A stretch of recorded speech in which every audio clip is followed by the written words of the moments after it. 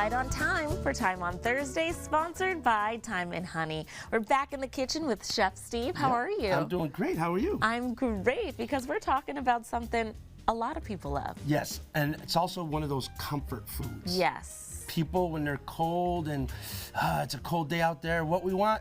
Some mashed potatoes. Mashed potatoes. Mashed potatoes, and that's what we're gonna do today, is we're gonna learn how to make such a simple dish, but people have to understand there's little tips and techniques that we're gonna think about to make our mashed potatoes come out creamy and velvety and flavorful. Yum, okay. And I love this because I learned at the Erie County Fair this summer how wide of a production of potatoes we have here in New York State. Wow, that's awesome. So we can buy local. Yes, buy local. Buy local. Okay, so first thing we want to think about, I already have my potatoes boiling, okay, ready to go. So I'm gonna drain them in just a second. But what kind of potato should I use? That's the question. That's important. People need to understand that the type of potato, the way the potato is made, the way it's grown, okay, they are either going to be heavy in starch or heavy in moisture, and so that affects the way that the mashed potato is going to come out, okay? So today we're using a Yukon Gold. Okay, or similar to like a butter potato.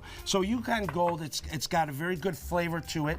Not very starchy, but starchy enough that, yes, there you go, look at that, Mr. Potato right there. Mr. Potato's right here. Yes, so now that we've talked about the potato, the next important part of making really good mashed potatoes is you always want to warm the cream and the butter. So that's what we're gonna do right now. I have some cream right there. So go ahead and pour that right in there. Nice.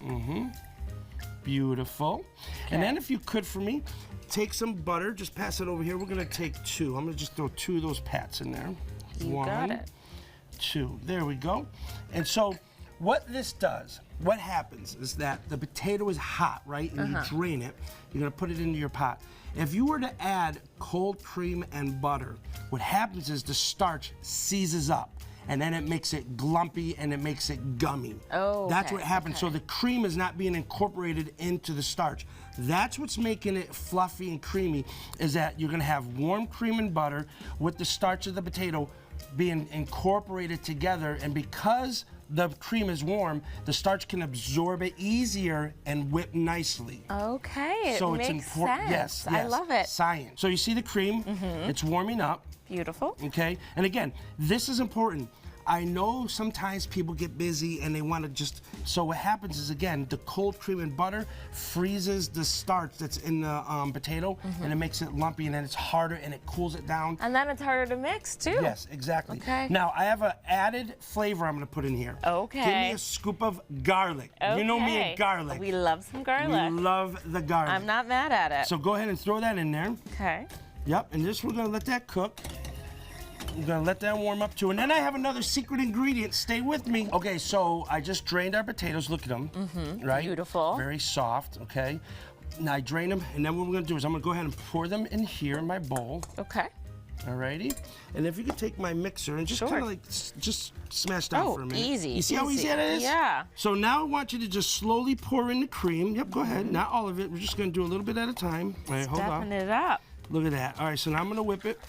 Now I have a tabletop mixer. I usually do this in. He didn't have the right appliances here at the Daytime Buffalo studio, but we're working with what we have. Working with what we have, people. Which we will do, because listen, we also do home visits. We'll do a private cooking class in your own home. Whatever you got, we're gonna use. Yeah, so you can sign up for one of those too if you want. Just go ahead and go to our website and reach out to us by email. But we do private cooking classes as well.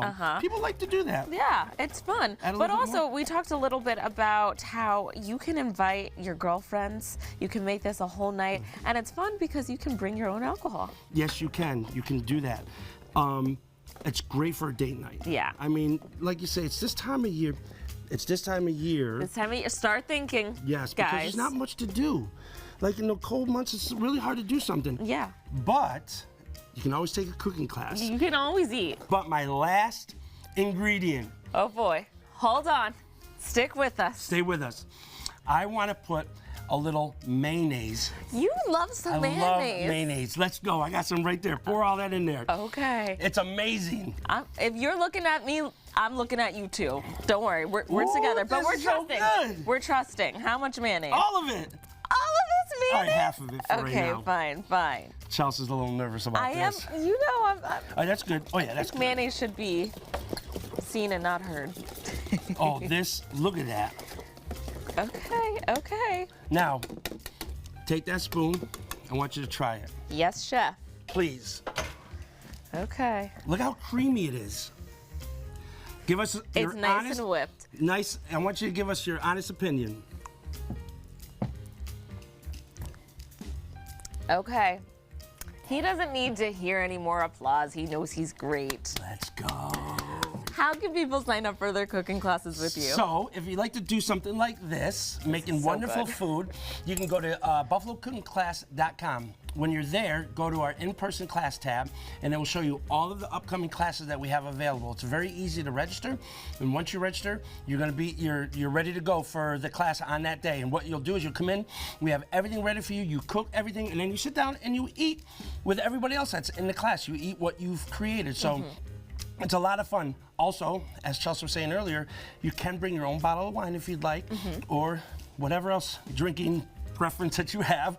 And it's very easy for you to do. Is just come on in and sit down and just enjoy a great meal that we're going to cook together. That's right. And as always, you can find the recipe for this over on our website, daytimebuffalo.com. Chef Steve, thanks so much. Thank you.